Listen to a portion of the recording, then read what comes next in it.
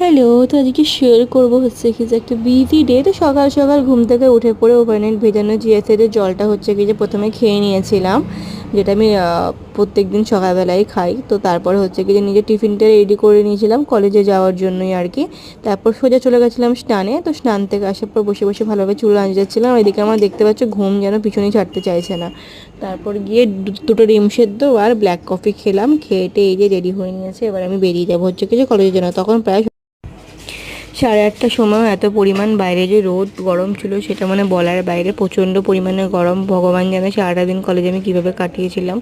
তো এই গরমের মধ্যে যে প্রচণ্ড কষ্ট ছিল। তো বাস থেকে প্রথমে নেমেই আমি হচ্ছে কি যে আখের রস খেয়ে নিয়েছিলাম। এই যে পৌঁছে গেছিলাম হচ্ছে কি যে কলেজে, তখনও কিন্তু ক্লাস স্টার্ট হয়নি, তো সেই কারণে বসেইছিলাম আর কি। তারপরে এই যে অফ ক্লাসে একটু লুডো খেলছিলাম সবাই মিলে বসে।